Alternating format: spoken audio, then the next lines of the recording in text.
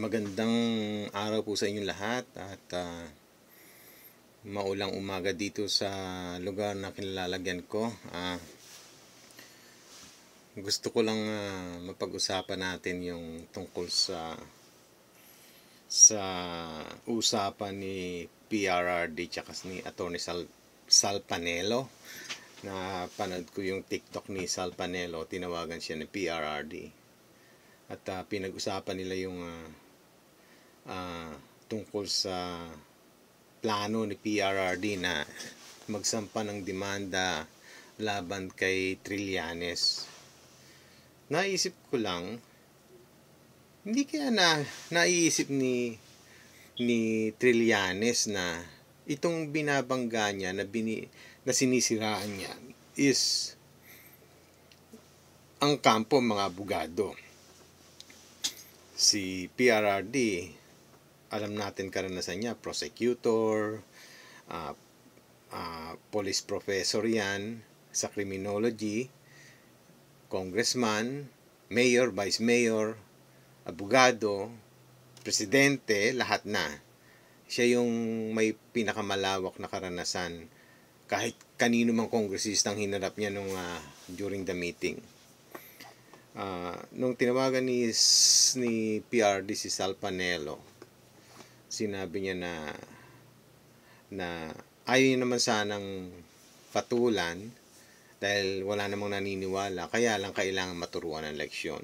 Yun ang hinihintay ng isa ko sa naghihintay na gawin nila yon, dahil nagtataka lang ako si Trillanes, hindi niya naisip yun na pagka nagdemanda itong sila PRRD, yung pamilya niya, kasi si Pulong sinisira niya ng gusto, kaya lang hindi na siya pinapatulan. Pero alam ko nagsampa ng demanda noon si Pulong, pero nagpiyansa si Trillanes. Hindi siya pumunta dun sa Davao. Ewan ko paano nangyari doon. Ang nabalitaan, napanood ko nung sa news is nagpiyansa siya, pero ayaw niya pumunta ng Davao. Nagawan yata ng paraan makapagpiyansa siya sa NCR. Hindi niya naisip na ididemanda siya nito, at hindi lang ilang counts yon ng cyber, ano ba yung isasampa sa kanya, yung paninirang puri, cyber libel tsaka yung libel. Kasi ang paninira ni Trillanes sa kanya through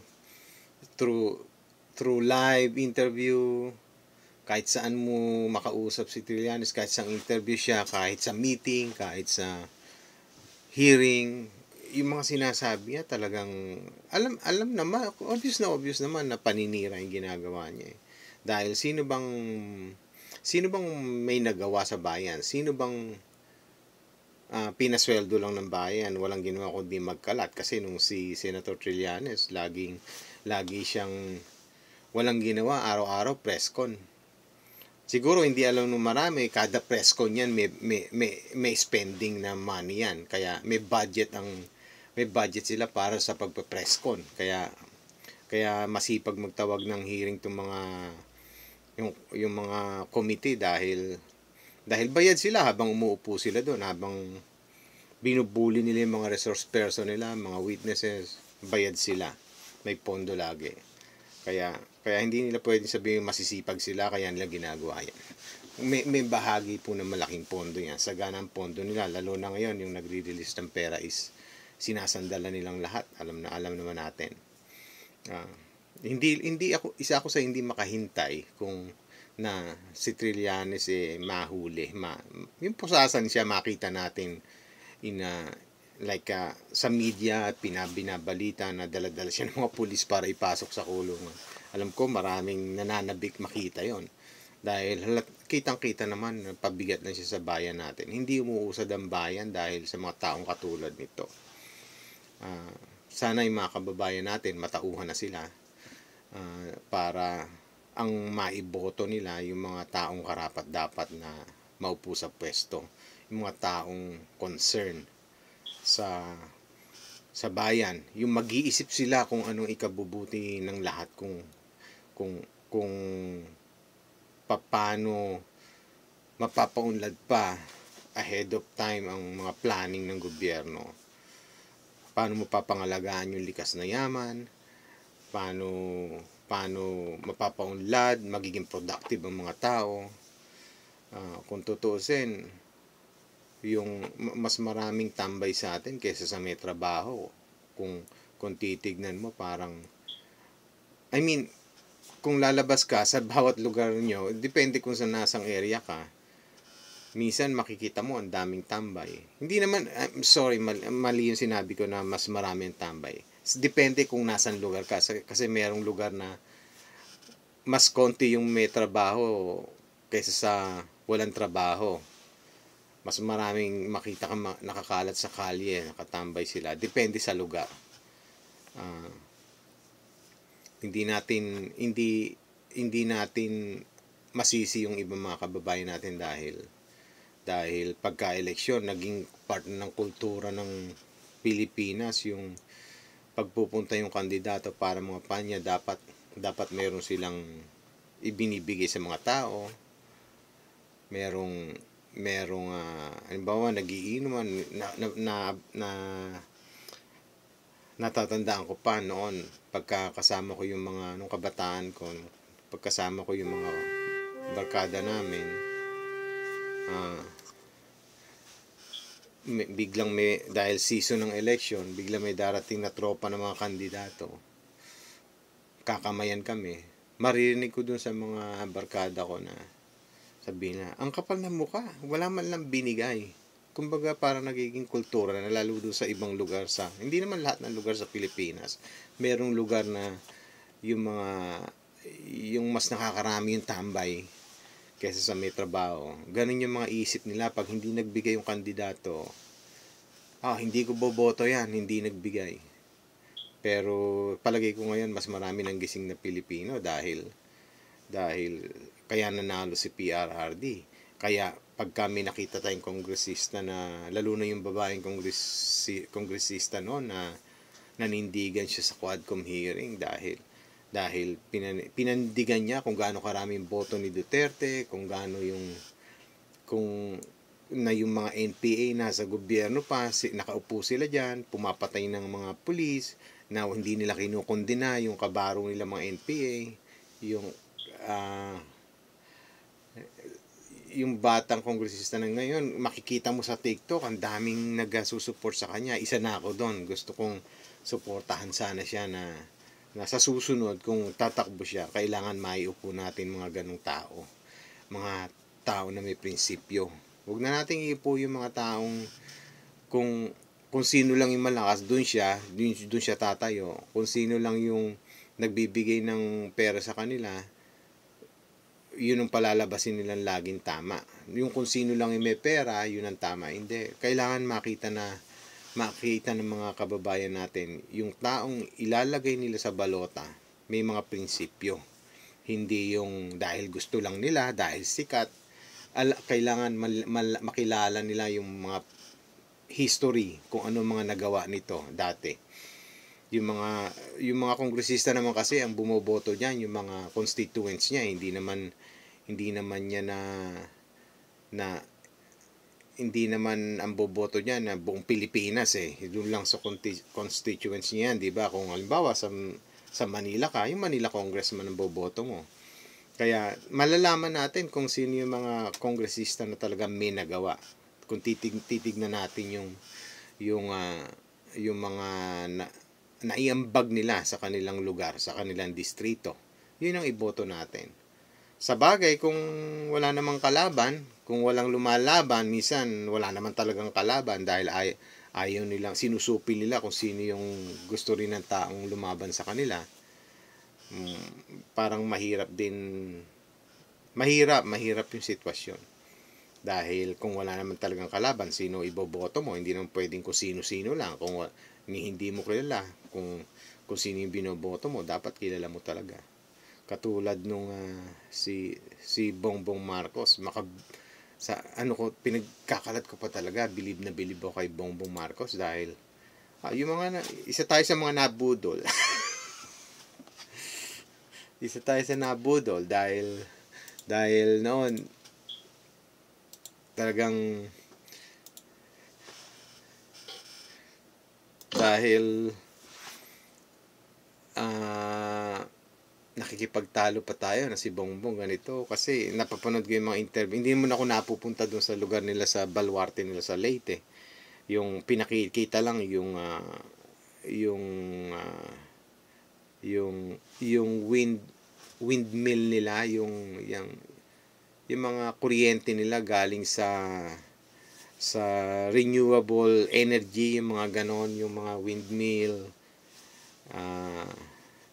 yung source ng energy nila may pro-solar din siya na mura daw yung electric bill sa lugar nila dahil sa mga proyekto nila, dahil sa mga ginagawa nila pang. Doon ako believe dahil isang pinakamahalagang bagay pa yung naniwala ako din na ibabangon niya yung pamilya niya na iba yung image nila sa taong bayan, babaguhin niya, magko-contribute siya, wala siyang gagawin kundi yung pangako niya para sa OFW, para sa mga Pilipino na ang pag-abroad ay hindi necessity, kundi decision mo kung gusto mo magtrabaho sa ibang bansa.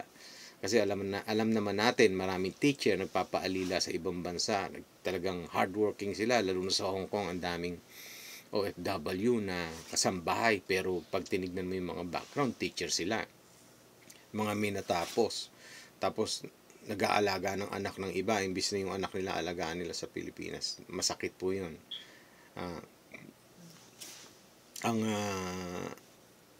Ang father ko nag-OFW din na ang hirap nung ang tatay ng tahanan wala sa piling ng mga anak niya na lumalaki. Isa yun sa paniniwala ko dahil pro OFW si Bongbong noon, tapos pinaglaban niya yung Balikbayan Box na kung nalala pa natin yung Balikbayan Box, binubuksan nila tapos itatax nila, nilabanan niya, kinwestiyon niya yung mga nasa custom, yung mga pinagkakakitaan daw yung laman ng Balikbayan, nagbebenta sa Pilipinas, ginagamit na yung Balikbayan Box. Pinaglaban niya yun, kung natatandaan natin, napanood ko yung hearing na yun, talagang magaling siya mag-question hanggang sa nailif yung rules nila na buksan yung mga Balikbayan hanggang hindi na binubuksan. Pero ngayon may mga kakilala ko na dumarating yung Balikbayan Box nila, ubos na yung mga mamahaling laman, wala na, bukas na, hindi na sila takot ngayon. Yung panahon ni PRRD talagang takot sila. Kahit sa airport mararamdaman mo takot silang gumawa ng kabulastugan, takot sila doon. Hindi natin maitatanggi yun kahit saan probinsya ka pumunta sa Pilipinas. Pag pinag-usapan yun, tuwan-tuwa sila pag narinig nila si Duterte. Pinagmamalaki nila, proud sila. At the same time, habang nakikipag-usap ko sa mga taga-ibang lugar, sa ibang local sa probinsya, sa Pilipinas, sa mga probinsya, yung pakiramdam na natutuwa kayo pareho, ramdam nyo na gusto nyo yung presidente, gusto nyo yung pinuno. Yun nga lang sa atin kasi yung epekto ng bagong presidente mula sa Malacanang hanggang sa mga barangay, may epekto talaga eh. Nagtataka sa yung mga taga-ibang bansa kasi, ano daw kinalaman ng presidente sa community? Kasi alam nila ang nasa community, yung tao sa community, let's say parang mga barangay, ganun. Mga may tawag sila, mga konsehal ang nakakaalam dapat nun. Pero alam naman natin sa Pilipinas, iba. Pag ang paninindigan ng pinuno na nasa Malacanang at may order ng mga ganito, kaya si PRRD sumikat ng gusto, nag-order siya ng para siyang kamay na bakal na pag nanlaban o kaya binantaan niya yung mga kriminal na hanggang ngayon hindi yung mga salitang binitawan niya na ano niya lang yun, yung kumbaga para masindak yung mga kriminal na uubusin ko kayo. Gusto naman natin maubos yung mga kriminal sa kalsada. Hindi naman ibig sabihin nun gusto natin silang mamatay lahat.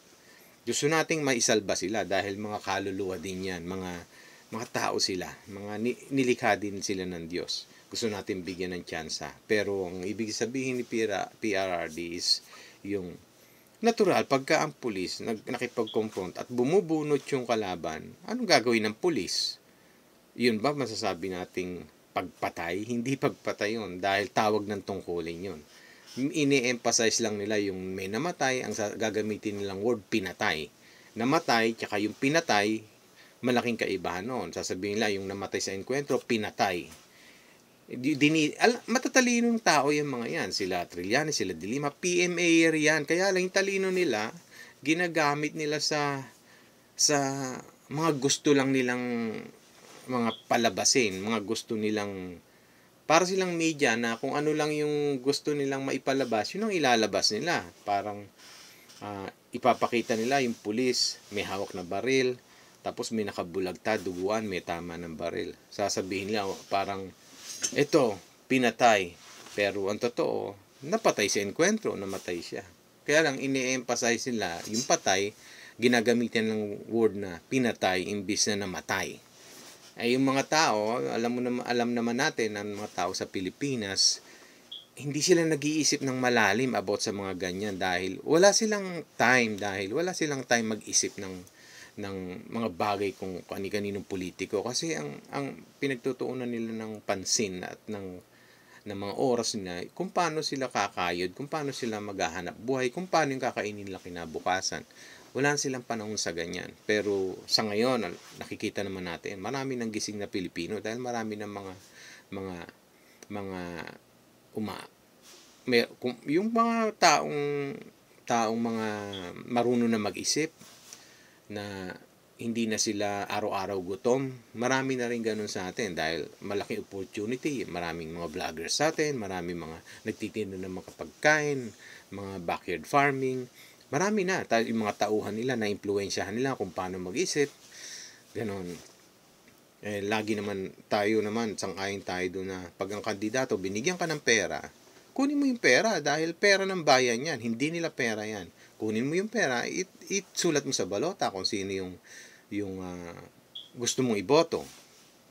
Ang nagkakaproblema sa probinsya niyan, may nasaksihan din ako at may mga narinig ako na ang problema nga lang sa ibang probinsya na hindi na monitor ng national government, yung pag sinabing eto iboto mo, bibigyan sila ng pera pero uupo sa balota, babantayan kung sino yung sinulat nila or yung ibang yung magi-insert mismo dun sa machine na nagbibilang ng boto, nandun yung teacher na nagsusubo, titignan niya kung sinulat talaga yung kandidato nila, manok nila mismo, yung mismong teacher o mga representative na nandoon na nagbabantay. Kaya maganda rin yung ginawa nilang programa na merong poll watchers na yung mga neutral sila, mga hindi sila kumakampi kung kani-kaninong kandidato. Yun ang magandang hakbang din yun. Kaya lang sa probinsya talagang minsan na ma-manipulate nila ng husto yung botohan. Kaya nga merong dinedeclare na no election sa isang lugar dahil sobrang gulo. Lalo na kung walang nakakapag-report dahil takot yung ibang tao, takot sila mag-report. Yung mga kasi dito sa Canada ang gutom ng tao dito oras Sa Pilipinas, ang gutom ng maraming tao is yung kakainin nila. Minsan marami silang oras, kaya lang walang opportunity. Dito sa Canada, marami opportunity, wala ka lang oras. Kaya pag ikaw maraming oras dito, luxury na tawag doon, talagang nabubuhay ka you're living the dream pagka yung marami kang oras. Yung anytime magagawa mo pag may nag-invite sa'yo, makakasama ka sa kanila. Yan. Luxury na maituturing dito yan. Kaya pagka napag-uusapan yung mga sa Pilipinas, nakatambay, walang trabaho, tapos uuwi para kumain, tapos lalabas ulit pagkakain, tapos mamayang gabi, inuman na, wala naman trabaho. Minsan, isa na rin ako doon. Dati mga nakikita ko sila, hindi ko naiisip yun. Pero ngayon, parang parang nasasabi na pag napag-uusapan, buti pa sila ganito sa Pilipinas. Nakatambay, uuwi para magtanghalian, lalabas ulit para tumambay, at maming gabi iinom. Especially pagka weekend, inuman na yan. Pero wala naman silang trabaho. Makikita mo, nagtotong eats pa. Minsan mapapaisip ko kasi mayaman sila sa oras. May yaman sila. Yung oras ang yaman nila. Dito, kapos ka sa oras dahil kumakayod ka dahil mga bills mo is in dollars din. Kaya kahit malaki kita mo, depende lang kung super laki ang kita mo. Kung ikaw is successful na nasa business ka, okay lang yon. Sigurado, kayang-kaya mong gawin na mag-spend ng maraming oras sa bagay na gusto mo. Yun nga, sana ang mga kababayan natin tuloy-tuloy na magising at makita nila na kung gaano kahalaga yung mag-upo ka ng isang tao sa pwesto, sa Congress, sa Senate, as mayor, lalo na presidente, kung gaano kahalaga may upo ang isang tao, na tamang tao sa pwesto, na mag-iisip para sa ikabubuti na kararami. Kaya sila tatakbo para mapaginhawa at maproteksyonan ang mga tao, ang ari-arian ng Pilipinas, ang natural resources natin, ang programa na para sa mga Pilipino. Hindi natin masyadong sasabihin yung para sa mahihirap kasi hindi naman pwedeng puro sa mga mahihirap lang dahil yung mga middle class, kailangan din nila ng support ng gobyerno dahil kahit sabihin ng middle class, pagka tinamaan ng sakit at na dialysis na, mauubos ang pera nila. Kaya kailangan yung para sa mga Pilipino, kahit middle class pa yan, lower class, first class, para sa mga Pilipino. Yung may option ka na i-avail yung kung anong merong programa ang gobyerno para sa mga Pilipino. Kasi yung narinig ko rin, minsan nararamdaman ko na puro sa mahihirap ang sinasabi ng dahil propaganda nila para sa mahihirap. Para sa mahihirap daw yung kailan puro sa mga mahirap. Paano naman yung working class na they're working so hard para kumita ng pera, maitaguyod yung buong pamilya niya, makatulong sa pamilya, mga breadwinner. Kailangan din nating bigyan sila ng bahagi na sila kung anong programa ng gobyerno para sa kanila.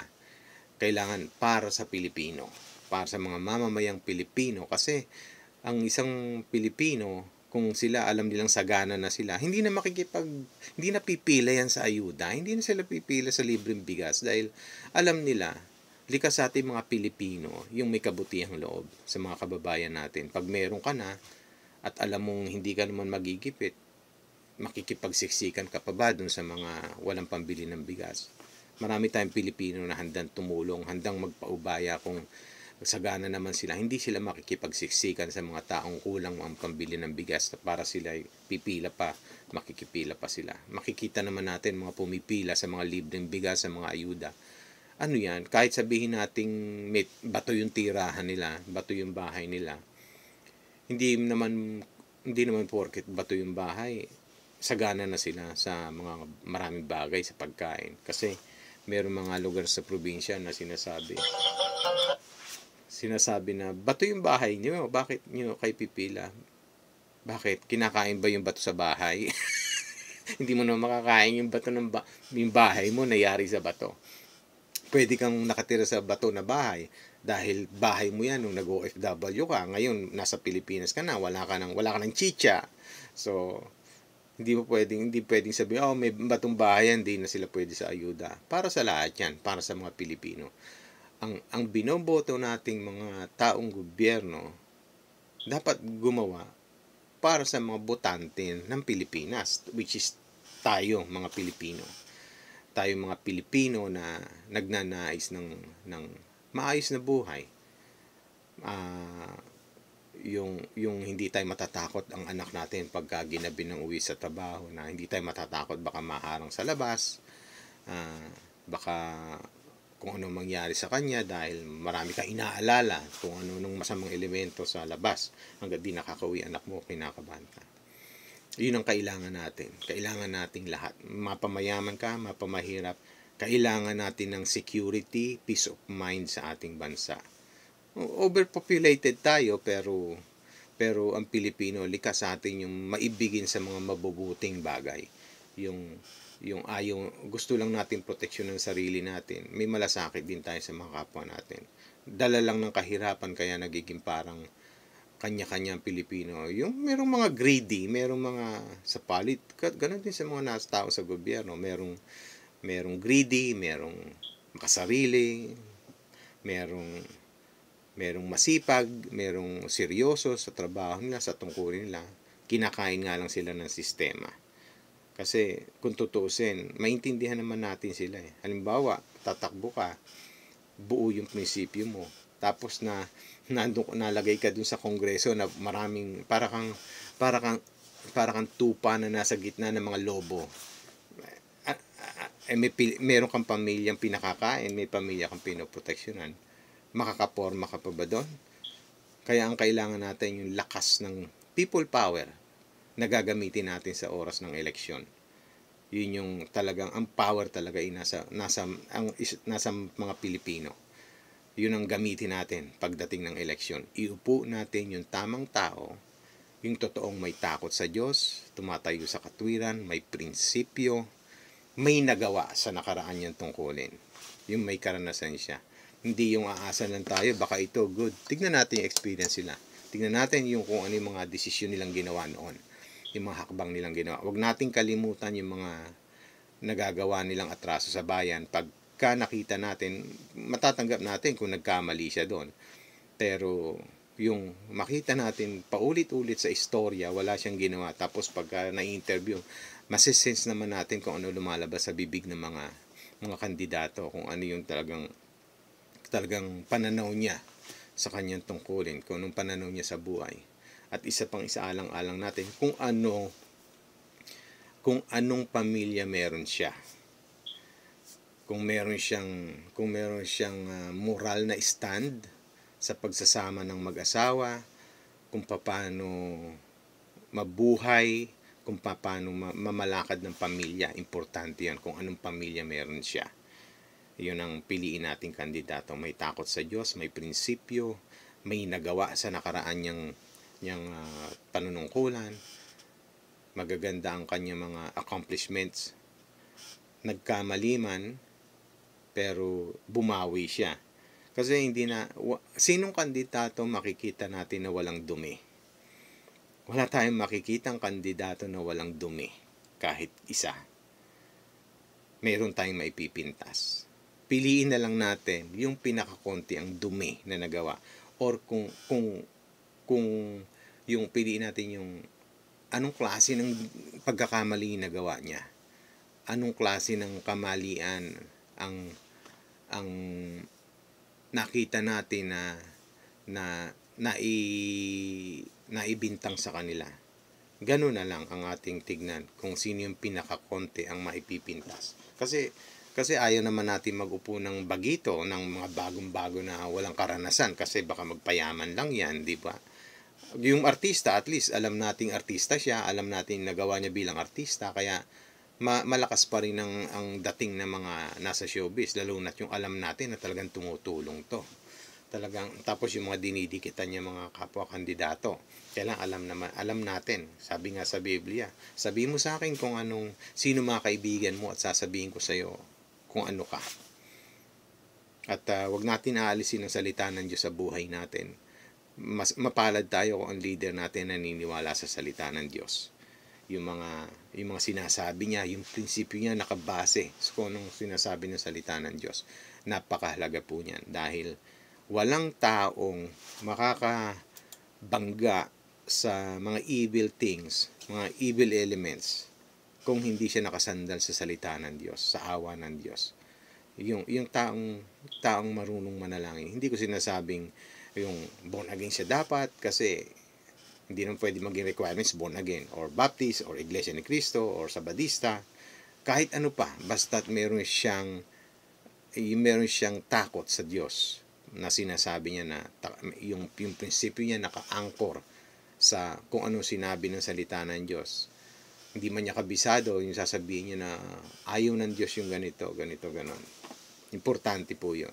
Dahil ayaw naman natin maging religious ang usapan. Kailangan yung meron siyang moral foundation na base sa katwiran ng Diyos. Sa katwiran ng salita ng Diyos. Okay, yun lang po. Sa susunod uli. At magandang hapon, magandang araw, magandang umaga sa inyo lahat. Salamat po. Thank you.